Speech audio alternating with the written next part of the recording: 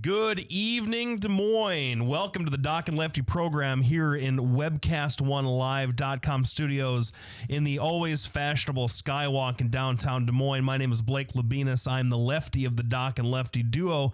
And over on my left-hand camera, right-hand side is my partner in crime, the always lovely, always, cuddly Dr. Patrick Bertroche. Doc, how you doing?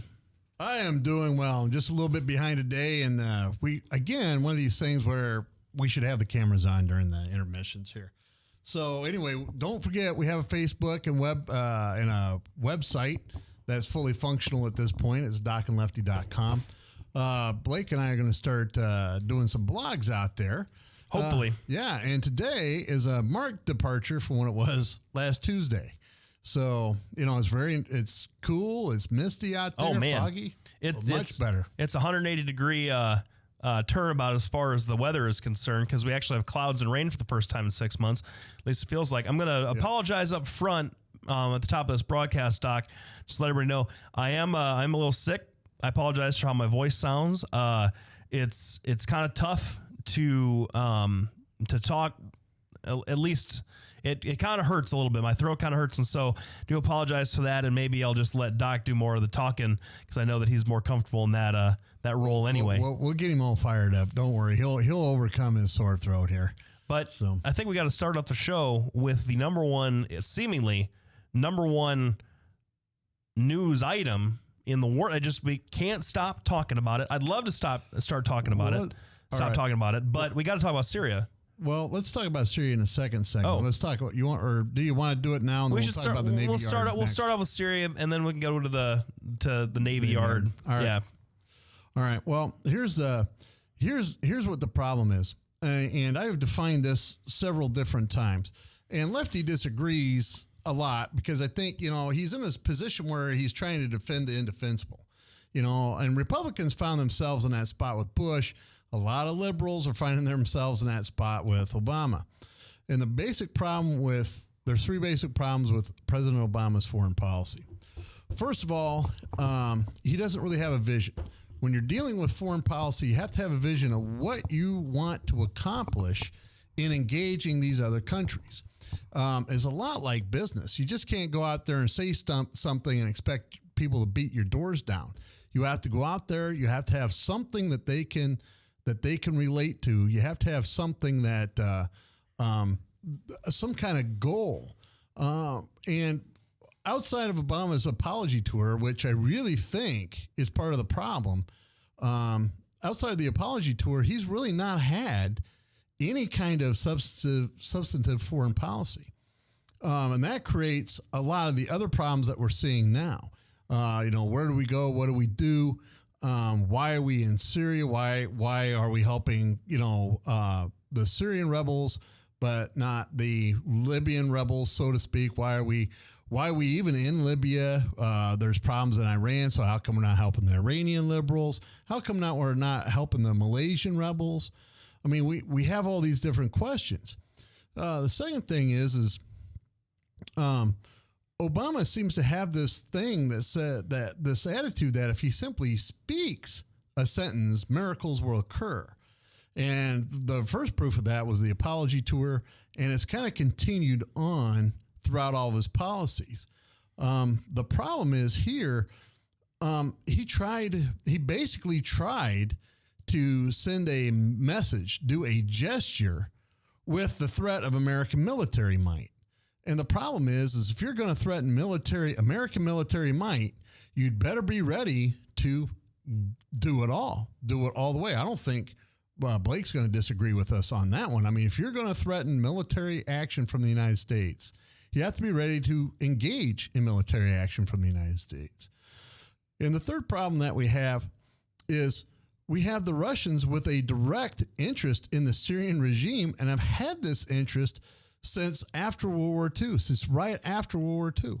They have been like Israel is our close ally. You're not going to find a closer ally in the Middle East other than besides Syria for the Russians. So the Russians have a vested national interest in making sure Assad stays in power.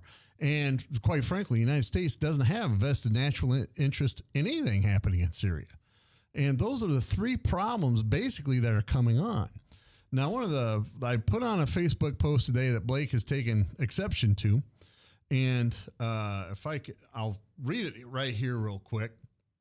But essentially, there's a law in place that says we're not allowed to support terrorist regimes or states that support terrorism. And the problem is, I actually have two problems. The first problem is I had forgot my glasses out in the truck, so I can't really see my own post. And two, the other problem is he's just suspended parts of that ruling. Now it's his right as commander in chief to suspend or waive parts of this law if it's in the if it's in national interest. The problem is he put munitions into this waiver. Well, fine. You want to give them, gas masks, hazmat suits, train them how to, avoid getting gassed. Fine. That's still getting us involved in a civil war. That's still aiding and abetting and providing material support to terrorists, in my opinion. But really gets you is that it says directly munitions. That's arms. That's, shotgun shells, can range all the way up to howitzer shells, bullets, and the rest of it. And that's what it was. Now, here's my quote. President Obama just rescinded the rule that states America is not allowed to support terrorists. How do the rest of you feel about this? Well, that's rescinding the rule doesn't mean he's out there actively supporting terrorists, which is how I think Blake took it. But for me, you're rescinding, waiving major parts of this law that does not allow you to materially support terrorist rebels. Now, I understand, sometimes you have to deal with bad people and the rest of it. But what really gets me is they talk about, well, we're only going to do it to these rebels that are vetted. Well, the problem is Reagan did the same thing to vetted rebels, and we were having to face the same munitions when we went into Afghanistan. And Blake has a great position, and we'll get to that right after this break. You're listening to Doc and Lefty on webcast1live.com.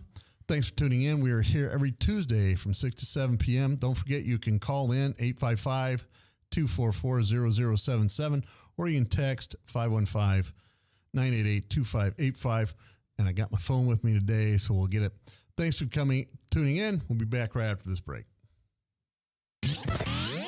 From the RE/MAX Real Estate Concept Studios, this is Webcast One Live. Whether you're 10, 25, 50, 80 years old and beyond, everyone needs to live within their means. I'm Tom Coates with Consumer Credit of America. For almost a quarter of a century, we've helped people of all ages learn to manage their personal finances to benefit them far into the future. When problems arise, we've got the experience you need to make those debt problems go away. Got financial problems? Call Consumer Credit of America. If Tom Coates from Consumer Credit of America was your personal webmaster, Tom would filter out all bad debt emails. If Tom was your mailman, you'd never get any debt reduction junk mail. If Tom Coates was a lineman, he'd block any phone calls offering to reduce your credit card debt. Hi, I'm Tom Coates with Consumer Credit of America, and we're still your best choice for credit counseling. We're local, we're accountable, and we can do more. You make the call when the time's right for you. When it comes to competition, there really is none for Consumer Credit of America. Hey, welcome back, everybody. This is the Doc and Lefty program at webcast1live.com studios here in Des Moines. We're here every Tuesday from 6 to 7 p.m. We really do enjoy being able to talk about some of the week's events with you guys. And so thank you so much for tuning in. The first segment, I thought the Doc did a very good job of setting up the issue with Syria and why we're really happy to not have Republicans running the show with respect to Syria, the Syrian question, since they can't seem to get, their facts straight. Anyway, I was going to respond to some of what you said there, Doc, and I apologize for the shot. Oh yeah. See, this is what happens every time he gives me a shot, And I'm like, I didn't give you that shot, but this is a sacrifice I'm willing to make for our viewers. No, and trying to teach you how to talk to a liberal sanely. Well, you see, I feel like if I wasn't making a snide, sarcastic comment, you'd think that I was a lot sicker than I actually am. Oh, well, that's true. So, but no, but there were a lot of things that Doc set up that I do take issue with. I mean, the apology tour canard is so tired that I'm surprised that you rouse it from its slumber, because it's one of those things that it's a nice red meat thing for conservatives to say to each other, but everybody knows that it's, so much hot air. Well, not everybody. Well, the people overseas don't believe it's hot air. Well, I mean, I guess I don't remember the words "I'm sorry for America," slipping from Barack Obama's saintly lips. But when you start talking about mistakes and making reparations, that's pretty much diplomacy speak. I mean, that's what he said. I mean, we could have had a president that was before Barack Obama that made fewer mistakes and didn't get us into two costly wars. But hey, I'm not here to live in the past. We're talking about Syria. So I do take a lot of issue with Barack Obama's foreign policy, from the sense that I think that you're right, Doc, when you talk about having a goal or having sort of a personality, and I think that we can talk about how Ronald Reagan's foreign policy had a certain personality, had a kind of a narrative to it that wasn't revealed until several years after he was out of office. Bill Clinton, a lot the same way. George Bush, I think it took effect almost immediately. And that's, if you listen to some of the interviews that some of the administration officials gave over the weekend, one of them that I thought was really telling was, and now it escapes me who mentioned this, but it was an administration official who was asked the question, do you think that there's an Obama doctrine like there was a George Bush doctrine? And he said, no, there's not an Obama doctrine. I mean, and I think what he was saying is, he was kind of making the point that the Bush doctrine got so bad, like that was kind of a poisonous thing to have labeled. And I even think that maybe George Bush wouldn't admit to having a doctrine either at this point. But still, you don't want some of your own people saying that there's no Obama sense of his own foreign policy. And I think that there were a lot of issues that were disorganized about Syria, which is troubling since they've had 2 years to kind of get their arms around it, although it is a really complicated issue. What I take issue with is the idea that with respect to Syria, that there is a goal, because what is I mean, you talk about goals for these Middle Eastern countries that have a lot of post-colonial resentment to anything from the West, even though we didn't have a hand in the colonial stuff that really got to them in the back in the days, but they have it's a really hard thing for them. What goal could you possibly want? And when you're talking about Syria, I mean, it's such a pit of just conflicting interests and things that what you saw was an offhanded, sarcastic comment almost trip us blindly down the path to a resolution, where I think that the administration. Are you talking about Kerry? Yeah. Yep. When I hear people talk, when I hear conservatives criticizing the president about this whole Vladimir Putin eating his lunch and all that kind of stuff, first of all, nobody's serious. None of our serious allies in Great Britain or in Germany or France or anywhere else think that Putin is a rational actor that can be trusted and that he's gained a lot of clout. They're going to start going to him rather than coming to the United States for anything. No one thinks that. That's not something that's turned the tables just from this one little blip on the international scene. But you do have to admit, the only reason that we're here in the first place is because we threatened to launch missiles at Syria. Had that not been something that was proposed, where the president said, hey, I'm going to do this, I don't need congressional authority, and all the Republicans trying to make political hay said, the hell you don't. Sorry about that, Mac. The heck you don't need congressional authority. You better come and get permission from us. And the president said, well, maybe I jumped the gun. I was a little too eager on that, so I'll get a vote. And then Kerry making a sarcastic comment, we wouldn't even have the makings of a deal, which looks like it's going to happen, and it looks like it's going to be effective. So while do I think that the administration should be patting itself on the back for a job well done, I don't. But I do think that this constant drumbeat of conservative criticism about how this has been handled misses the larger point that if we can get these weapons out of the scene, which is very suspect because I don't know how they're going to do it, but get these weapons out of the scene, it doesn't matter how it was done. It matters that it got done. And the big the final point that I would make is I saw a lot of conservatives just get all teary-eyed and choked up about Vladimir Putin's op-ed. Boy, if you're getting insulted because the Russian president is saying that we're not exceptional, I think you probably need some self-esteem classes because that's a little bit much. Well, yeah, and I agree. There's a couple of points I want to make. One, the first point I'm going to make is it's going to be questionable whether we can get chemical weapons out of Syria, because I believe that the rebel forces do have chemical weapons, and I believe that they have used them. We've gone over on other shows why I believe that. The second thing about these chemical weapons is the UN inspectors have released their report. Mm-hmm. And the UN inspectors have basically said, yeah, chemical weapons were used. We don't know who did it. So that tells you that, I believe that the rebels have had them and have used them. And I believe that Assad has them. And I believe it's less likely he's used them, because usually people that use chemical weapons, nuclear weapons, those are the people. Now, the United States is an exception. The people that are going to be using those kind of weapons are usually the ones that are getting more desperate. And the fact that they've had the civil war for 2 years, and Assad is still over 60% approval rating, and he still has support of the army, really raises serious doubts as to which side is using them. You can't blame just Assad. I mean, I think it's just as likely that the rebels have it. No, it's not just as likely.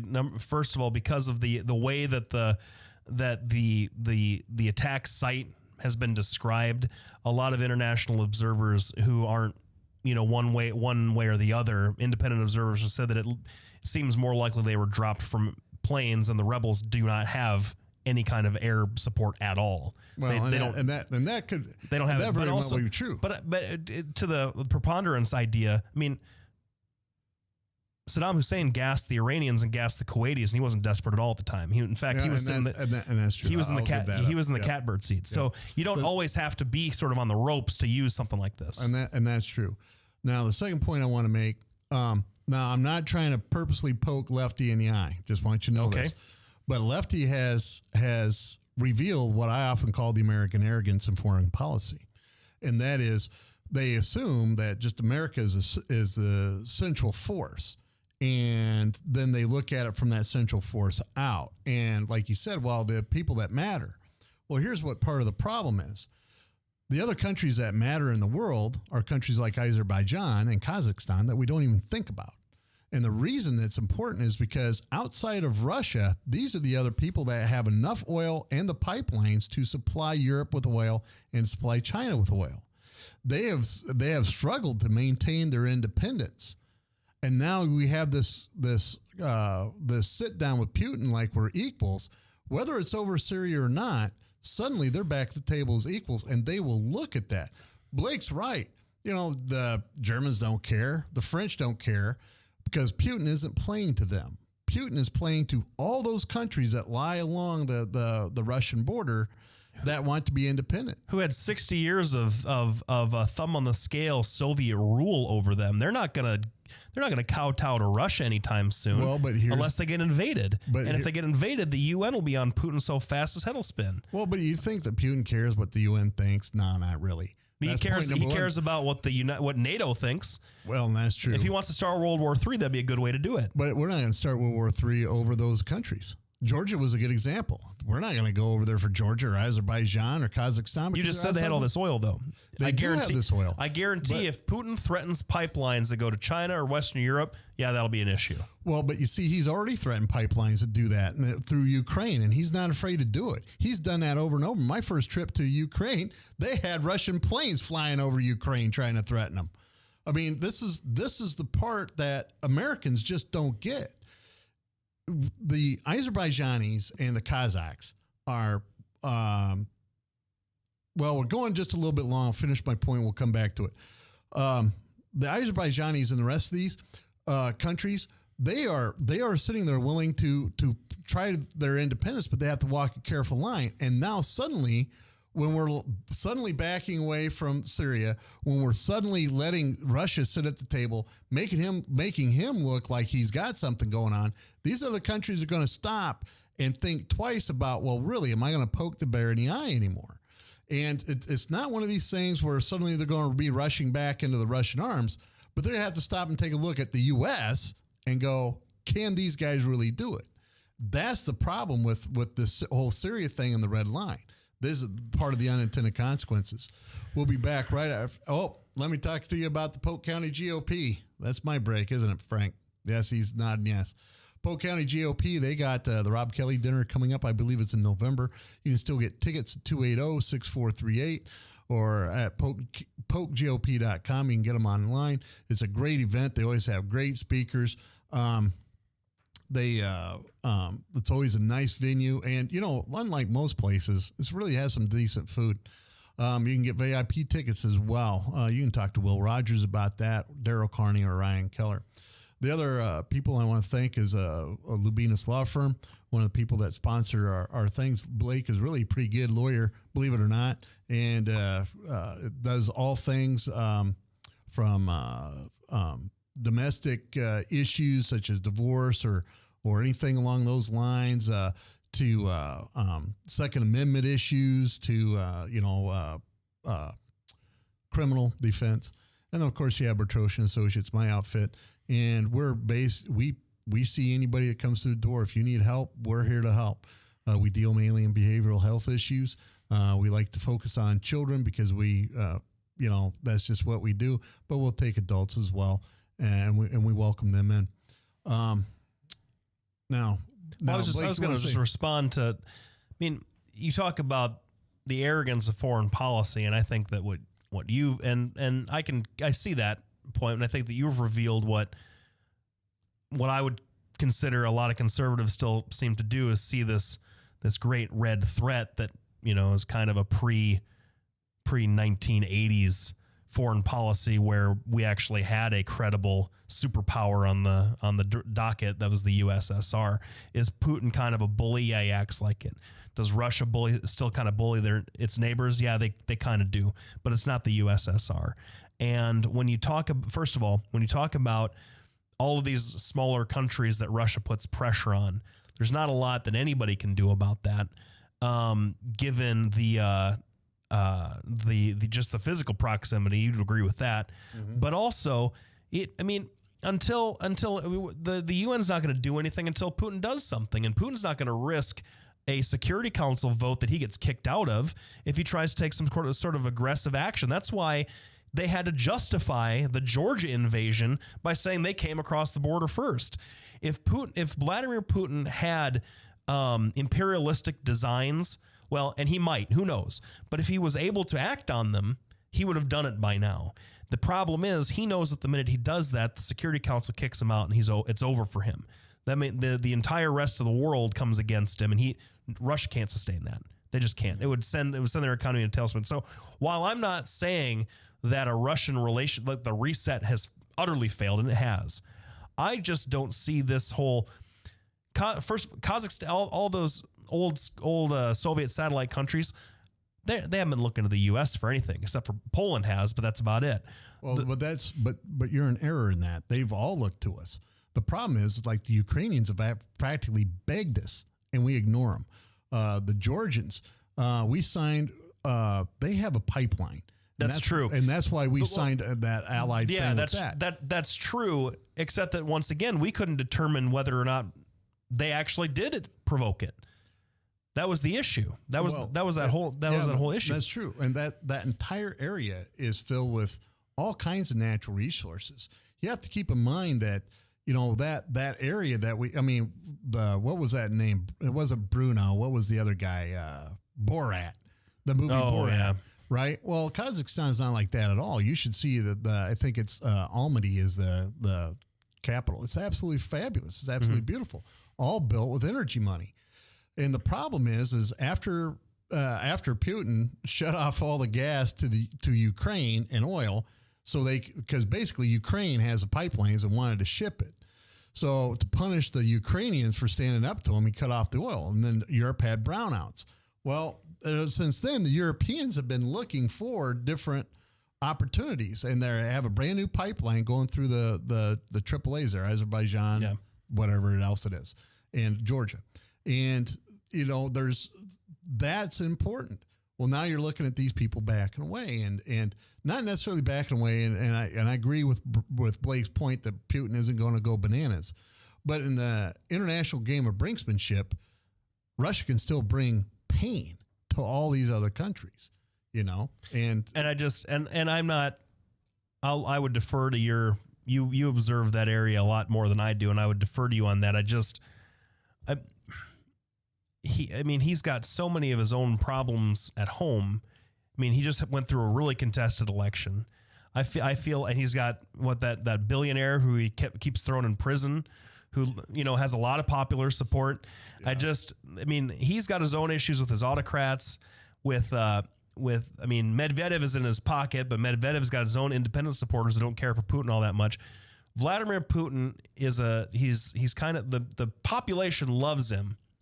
The Russians love him because they love strong bullies. They love it. At least that's kind of what what the BBC characterizes it as anyway. I don't want to, insult any of our Russian friends, but he's got so much else on his plate at home. Looking outward, I don't think is his main priority. As far as the Syrian thing, to bring it back before we move on to another topic, I feel like if we can get this deal done, don't you get the sense that Vladimir Putin was sitting in his office when John Kerry made that kind of snarky comment, thinking, "Oh man, that's all it'll take. These are Americans." I thought that whenever you hear an American talk about bombing something, usually the missiles are flying within 24 hours. So he was sitting and calling up Assad, going, "I found you out, buddy." Yeah.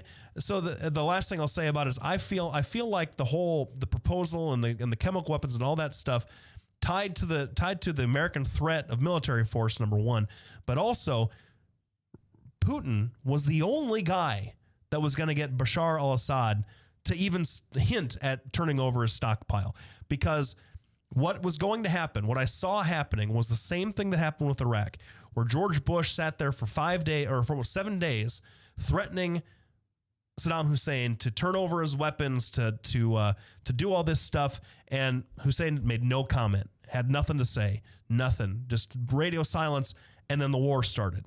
I saw the same thing happening over again, where Assad had nothing to say to Obama. He didn't care. If you're gonna bomb us, bomb us. We're already up a creek over here. So what's the difference? If we can't stand up to you. Speaking of being up a creek, I'm just reading this article that's just posted like 5 minutes ago on Fox that talks about the horrors of the healthcare system. And apparently, Assad is not bombing or wiping out the hospitals or anything. He's just not letting aid workers in. But the rebels are routinely bombing hospitals, are routinely killing doctors and nurses. And this is from a doctor that's over there. They quote a doctor there. I can get you his name here. Fatima Hamrouche apparently said that. But anyway, that's what's going on. And they're blaming directly the rebels for killing the doctors, making them flee, and destroying the hospitals. Apparently there's 470 some hospitals that were destroyed, and 5,000 physicians have fled, or 15,000 physicians have fled. So it's a real crisis over there.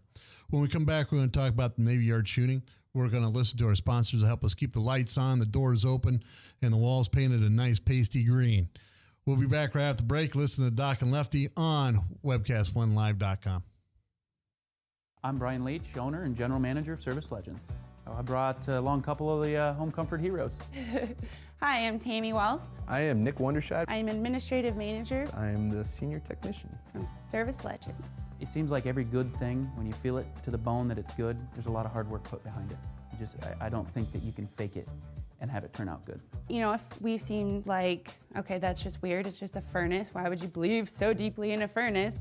It's not just that, we want to show the world that you can have good service. Yeah, I mean, it's got to be, it's your home. You know, it's built into our daily trainings, it's built into our culture, that we're going to do whatever it takes to have each client say they love us, period. That's why we spend all the hours in the training that we do. And if we guarantee it's going to be a good experience for you, or else it's free, what type of work do you think we're going to do? There is a guarantee. Temperature selection guarantee, fixed rider it's free guarantee, comfort guarantee, best value guarantee. All of these guarantees hold us accountable to ensuring that we exceed your expectations. And if for whatever reason we'd fail and we can't make it right, we guarantee all of those guarantees with a 100% money back guarantee. I mean, if you don't think that your technician can fix it right, are you going to say that to a client? No. You don't have to worry about having a technician come to your house. We drug test, background check all of our team members. We put safe people in your home. Each and every one of our service techs, 400 hours a year in training. You tell it the minute they walk in the door. They know what they're doing, they've done their homework, and they actually truly care about what you want. Because at the end of the day, you're the person that makes sure I have a job. They're going to be listening.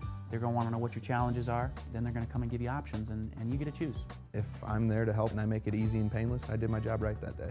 Well, when it comes to your comfort, safety, and your family, you know, you don't necessarily go buy the most expensive, but you get the most bang for your buck.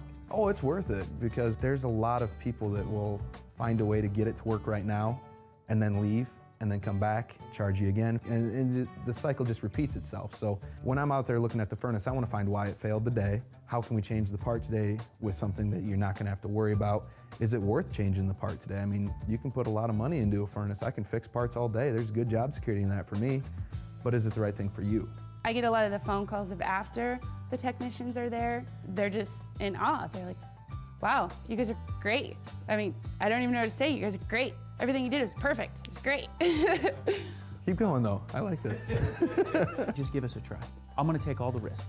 I've got the time to make this right. I've got the support to make it right. Just check us out. And if you don't see the value in what we do, I mean, fixed rider, it's free or 100% money back.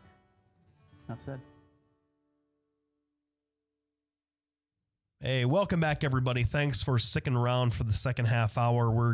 We've only got we got a few things. I mean, there's so much to always talk about. We're trying to get it down to two things, and so we kind of finished up with Syria, and that has just maybe one day we'll not have to talk about it, but it's a tragedy, it's a crisis, and something new every week. And it just it's a fast moving thing.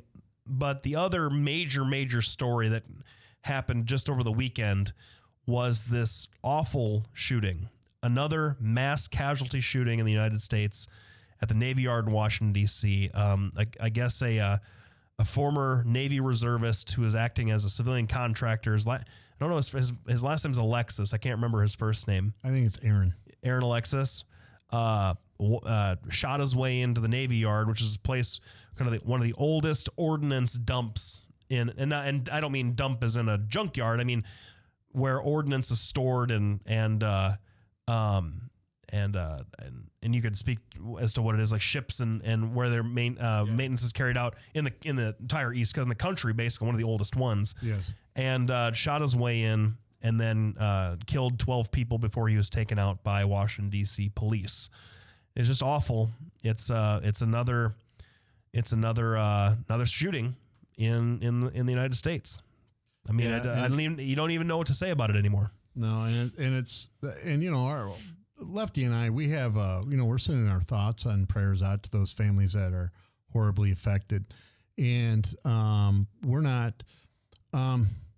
both going to agree not to politicize this because it's too fresh, too raw, but the truth of the matter is they've been so many of these mass shootings here that I think the country is getting kind of immune to it. I mean, it's kind of like watching violence on TV. At first, it's just horrible when it happens. Then after a while, you just kind of like, Now, one thing I will say about the Navy Yard, having lived down in D.C., the entrance to it is in probably the worst neighborhood, at least at the time, that you could ever imagine. We would routinely, as employees of the government, we could go over there and use the facilities, and we go over there and play tennis. It was like a scene out of the Terminator movies, where after humanity's been defeated by the machines, where just people standing around fire barrels and abject poverty and gunshots all the time. And keep in mind, D.C. is a gun-free zone. You're not even allowed to bring one on campus. You have to have onto the actual city. That's not true. Washington, D.C., you can have handguns. That's what the whole Heller case was about. Remember? But you can't have it up on the hill or in the Navy Yards. You can't have it on the hill itself. You can't have it on the Navy Yards either. I mean, guns are banned. Navy Yards are a gun-free zone. All military bases are gun-free zone. That's a law in 1997. No, that's by not Bill Clinton. No, that's not true. I saw that, and I checked into it. Everyone's talking about this regulation that came down from the Joint Chief or from the Joint Chiefs in 1993 about what to do with people carrying firearms on these military bases. And I actually looked up the regulation, and it says that each installation is up to making its own policy with respect to who gets to carry guns and who doesn't. So, and then they have to go through a certain process. So it's not a blanket ban, although if you are the like the Navy Yards head of the installation would say, yeah, I only want my MPs carrying guns. I don't want anybody, civilians or anybody else inside carrying them. That would be something that they would have the power to do. But it's not this nationwide ban on all military installations. It's something that is the choice, and you can. And it's also not even really a restriction. You just have to ask them, and you have to go through a vetting process. And the only way that you are banned from carrying a weapon is if you failed, if you had failed a background check, had sort of like personal or psychological problems in the past, had your security clearance revoked, and like I think one more, like it was 4 or 5 things that could outright prevent you from carrying. But there was no actual ban put in place with this regulation that everybody cites from the Clinton administration, 1993. Well, if you do a Google search, it'll bring it right up. Now, the first one, Blake always screams, geez, it's anything left than a radical left, anything right of a radical left-wing paper. He always says, geez, it's too conservative. But I bring up four articles about this. Mm-hmm. And basically in 1997, that's when the military-based gun ban happened. So I agree with you. In 1993, Joint Chiefs brought that down, but Clinton took it a step farther in 1997. And it appears that we've lost our internet. Frank, we still have our internet. So, because it's not going to give you the rule and everything else. So that's what the problem is. Because if these people on the bases were armed, Fort Hood wouldn't have happened. They wouldn't have had to wait for the city to come in to stop it. And number two, they would have been able to stop it here before 12 people got killed. I mean, it's not like this guy walked in, there were 50 people saying, hey, shoot us. That might have been true at the beginning, but hitting a moving target is very difficult, And so that's really what the problem is our military bases are gun-free zones. And it's just awful and tragic. He obeyed all the laws, got everything legally, and now they're starting to make this big deal that he had a mental illness. So the next problem is me being a psychiatrist. That's going to be the majority problems. People are going to want to take away the rights of people that aren't mentally ill but have seen a psychiatrist, which has been several bills introduced since the Newtown shooting. This is what I don't understand. I mean, I don't know what else you want. The news reports that came out of this shooting said that he killed an MP to get in. He shot his way into the yard, and then within a couple of minutes, the security personnel at the Navy Yard who were armed were firing back at him. This wasn't a case where he's going around and picking off unarmed people indiscriminately. This was a case where he was. I mean, the victims that tragically died probably didn't have guns on them, but he was getting return fire, and that the police showed up within 2 minutes.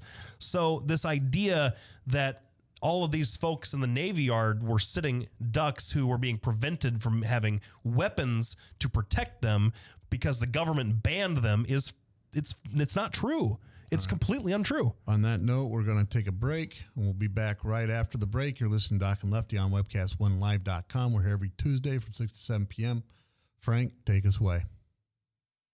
Bertroche and Associates will provide you with a friendly, caring, and confidential place to find help for mental health concerns. We are ready for your call. We are proud to work with military personnel and their families. Our doctor, Dr. J. Patrick Bertroche, provides a full range of psychiatric services for children, adolescents, and adults in a forthright and informative manner while maintaining a casual, comfortable, and relaxed atmosphere. Our licensed mental health therapists provide individual counseling to children, adolescents, and adults, including couples and marital counseling. Visit our website at bertrocheandassociates.com for more information or call 515-334-9484. Our offices are located at 5525 Meredith Drive in Des Moines, just east of Skate North off Merle Hay Road. Isn't it time to talk to someone? Take care of yourself and your family. Contact Bertroche and Associates. Hey, welcome back, everybody. And, you know, here at the Doc and Lefty program, there are some things, I mean, we don't really take a kid glove approach to anything. You know, we speak our minds, and we have we both have really pretty thick heads about what we, you know, and don't make apologies very often about what we talk about in our positions on things. But when it comes to mass casualty shootings that happen within a few days, even though I don't necessarily think it's inappropriate to talk about some of the for lack of a better word, political fallout. And what I mean by that is policy that could affect things going forward. I don't think it's inappropriate to talk about that. However, it does really, it kind of puts a sour taste in your mouth to discuss these shootings. It feels like day after day after day. And so we're not going to spend any more time on it. Our positions on firearms and the use of firearms is well documented. We don't back away from each other on it, and we certainly don't think that it needs to be politicized. Discussed ad nauseum. You guys know what we think. So anyway, I guess the governor. And we do want to make sure that everybody knows our thoughts and prayers are for those people out there. Certainly. But moving on to local politics, I guess the governor has started to kind of make some more public comments about his healthcare initiative, and Doc, it's always great when I hear a Republican criticize another Republican about healthcare, because you know, in the Congress we had the 40-something, 50, who knows anymore, vote to defund Obamacare. You've got the 40 really radical Republicans who think that they're going to be able to squeeze some sort of defund Obamacare vote from the president so that he can raise the debt ceiling here in a month or two. That's really funny. But what the governor had to say, I thought was more interesting. So why don't you set that up for us? Well, as people who listen to the show know, I'm not a big fan of the governor's plan.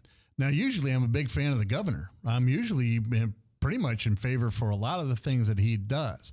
Unlike a lot of my more conservative brethren out there, you know, I understand that Terry Branstad is a consummate politician, gets a lot of things done that need to get done, that enhances the prosperity of Iowa. There are some fights I wish he would take a much harsher stance in, such as abortion and, that's it, abortion. I wish he'd take a harsher stance there. Sometimes, you know, I know you need to raise taxes. Sometimes you need to do some cutting to make sure everything's fiscally okay, even though sometimes I don't agree with the cuts or the tax raising. You know, I think he does the best job he can. And I think he's outside of Bob Ray, I think he's probably the best governor we've ever had, in my opinion. However, this healthcare thing really is a mess.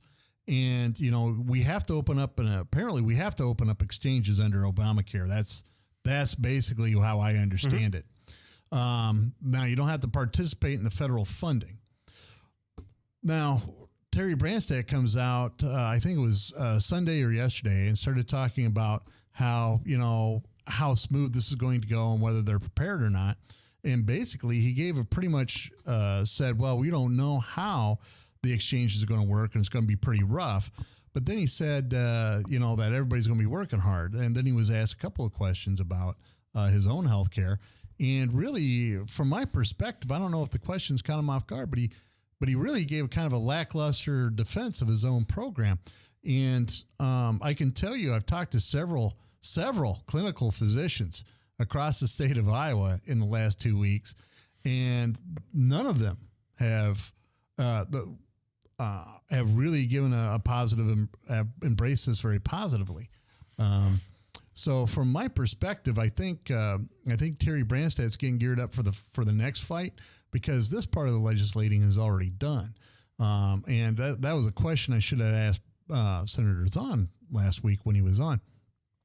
But he really wanted to talk about traffic cams. Well, he was on one about education last week, which is always fun. No, I guess it'll be interesting to see. I was talking to somebody over the weekend who said to me, I just heard, I don't know how you just hear this since we've been talking about this for the last 3 years, but I just heard that if I don't buy health insurance, I'm going to get some sort of penalty from the government. Is that true? And I said, well, yeah, really? Where have you been? Yeah. If you don't buy health insurance, then the Supreme Court calls it a tax, but whatever. You'll be assessed a penalty that increases every year that you don't have health insurance. Personally, I don't know how they'd ever be able to find that out. Sure. Honestly. Yeah. From a practical standpoint, if you go, I mean, unless they're having medical records turn over to the NSA to go over who's got health insurance and doesn't, I don't understand how that would necessarily become a thing. But in states like California and New York, where the exchanges are already starting to go into place, state officials in both of those places have been reporting that healthcare costs overall, exchanges, private insurance, everything else, are starting to come down. It's starting to work in the places where it's implemented. And so it'll be interesting to see whether or not the governor and the Republican members of Congress really give the insurance exchanges a good faith effort. Because even though I'm not a fan of giving the private insurance companies more money to, not provide very good healthcare coverage, I also think that if you're going to try anything, Americans are good at finding market-based solutions to most things. I personally, if the government allows them.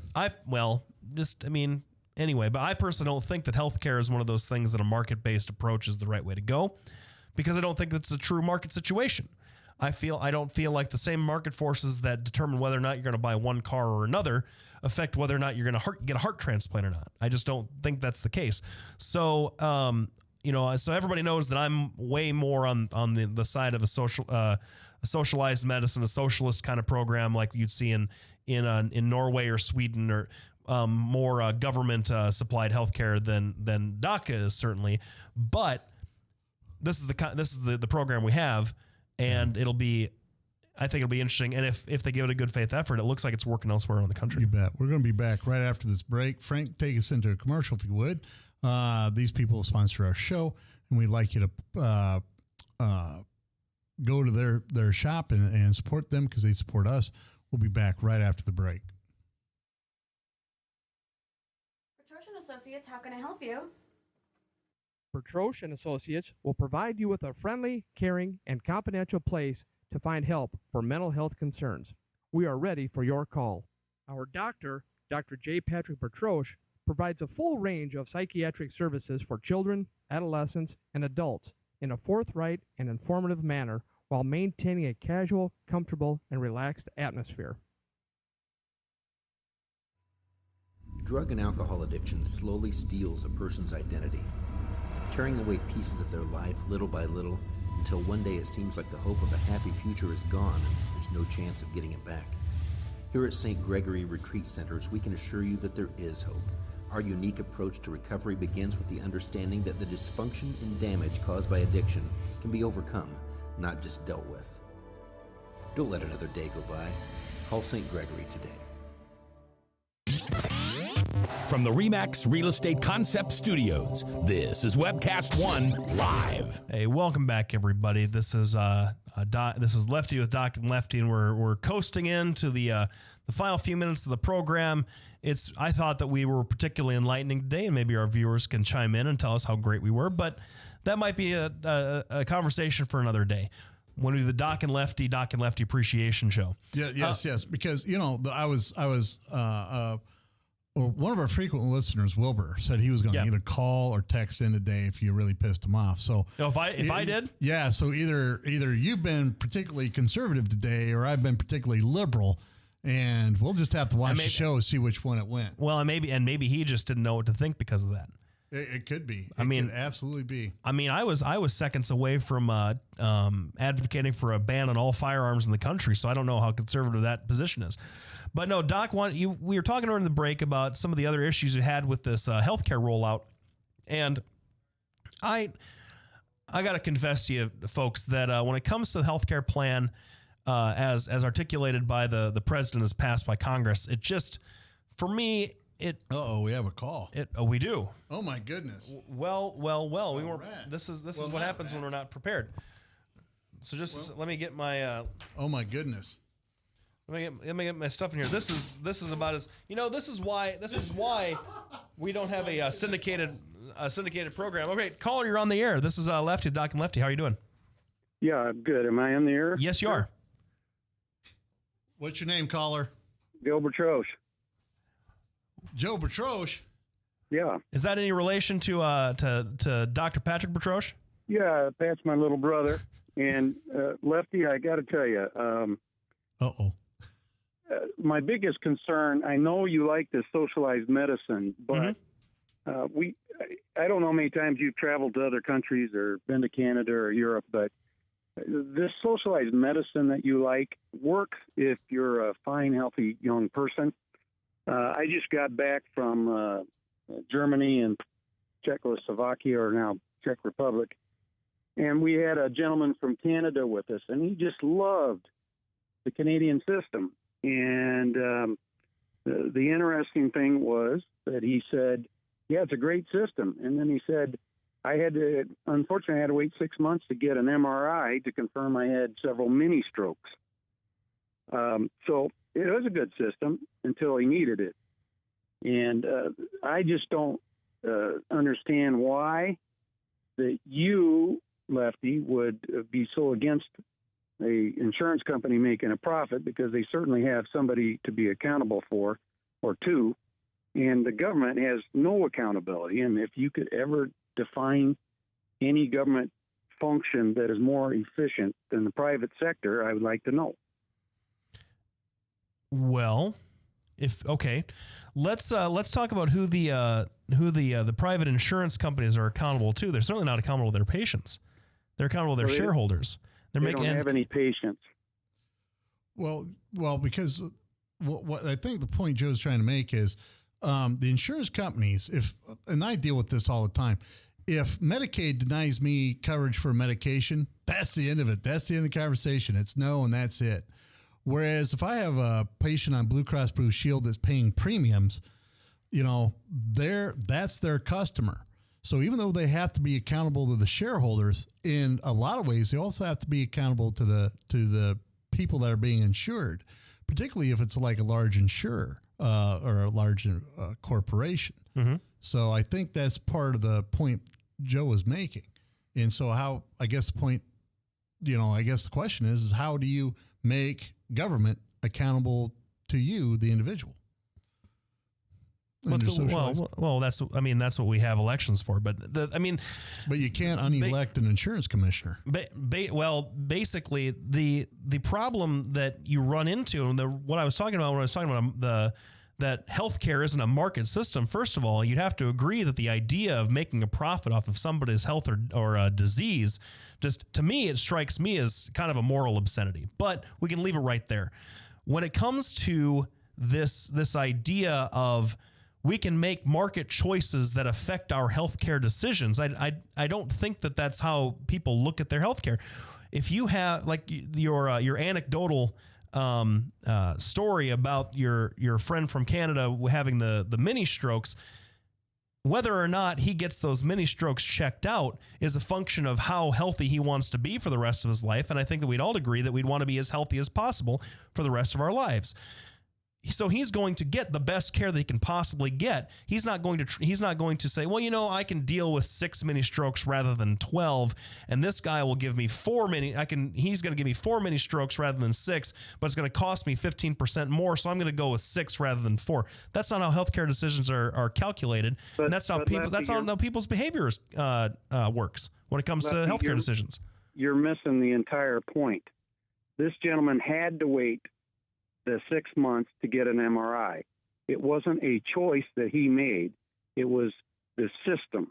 Mm-hmm. And I know it's anecdotal, but my wife is a family physician. Mm-hmm. There are many engineers because of Rockwell Collins here. Many of them are from Canada. Mm-hmm. And she has war story after war story about patients who bring their families to Cedar Rapids to get medical treatment because of the length of time it takes them to get treatment. In Buffalo, New York, I have a colleague that practices law there in one of the large firms, and he talks about how many Canadians come across to Buffalo to get treatment because of the extreme length of time it takes to get in. So the question is, to me, is who's best able to facilitate treatment of individuals and who's best able to determine who is to get that treatment. And I am going to tell you, the U.S. government is not the best determinator of who should get health care and under what causes and what circumstances. And that's the problem. There is no redress whatsoever if you're a private citizen and the government says no. So that's the problem.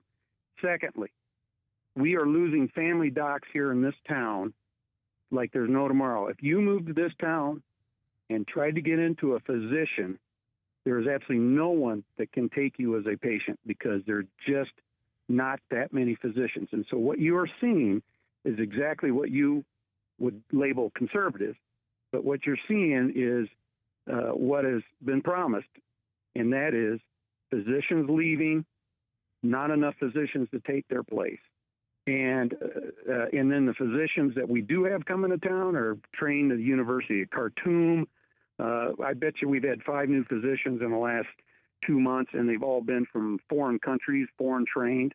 And that's exactly what was promised that was going to happen by the conservative viewpoint. And it's unfortunate that you don't find that to be problematic. Now, maybe Des Moines is not a problem. But I will tell you, in Cedar Rapids, if you try to find a physician, and there's going to be more retirements coming up because of the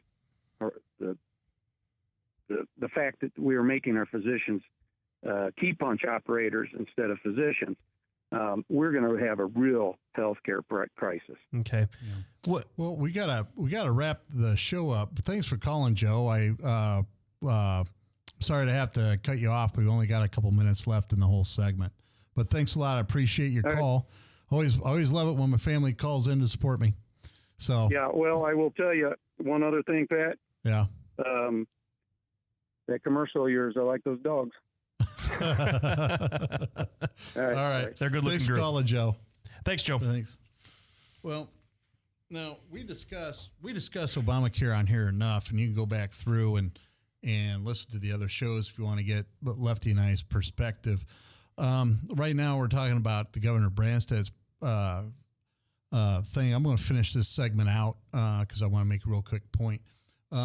Governor Branstad talked about Nick Gerhardt, who is the insurance commissioner. I believe that I'm correct. Yeah. And here's the problem with, I'm sure Nick Gerhardt's a great guy. I'm sure he's trying to do the best job he can under difficult circumstances. But from this physician's clinical perspective, what this person has done is say, yes, you can increase your rates 2 to 3 times what we were paying because at a place I'm medical director of, they were running a cost of $350 per individual, and it was almost $1,000 per individual after the Nick Gerhardt okayed all the increases. Now the problem is fine, everybody has to pay, but on the reverse side, the insurance companies then got permission to reduce reimbursements to providers, and in some cases by 50 to 60%. Now, the problem is now you're going to get the exchanges coming up, and all this is now turning into a giant funnel for money into the private insurance companies. And, you know, and a lot of people think Medicaid's run by the government. It isn't. Medicaid's run by a corporation, at least here in Iowa, called Magellan out of New York. It's a private company. A lot of the people that provide Medicare services and coverage is privately insured. So from my perspective, you know, I don't have the full faith in Nick Gerhardt the governor does. And I think it's going to really, like Joe said, it's really going to create a disaster. And the problem is it's not going to be my generation is going to see it, right? It's going to be Blake's generation is going to get the front wave of it. It's going to be my grandchildren, Blake's children down the road. And that's what I really think. Now, usually I give Blake the last word, but in this case, we're running a little short. You playing anywhere this week? Not this week. I'll be out of town, hanging out in Columbia, Missouri this weekend. All right. We want to thank everybody for tuning in to our show.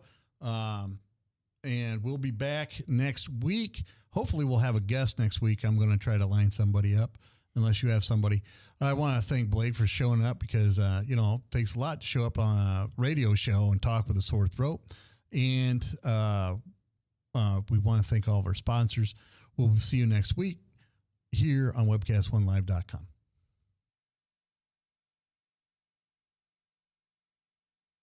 Hi, I'm Representative Tom Shaw, and I love these guys. Both of them. Love these guys. Get over here. Get over here. Love both of them.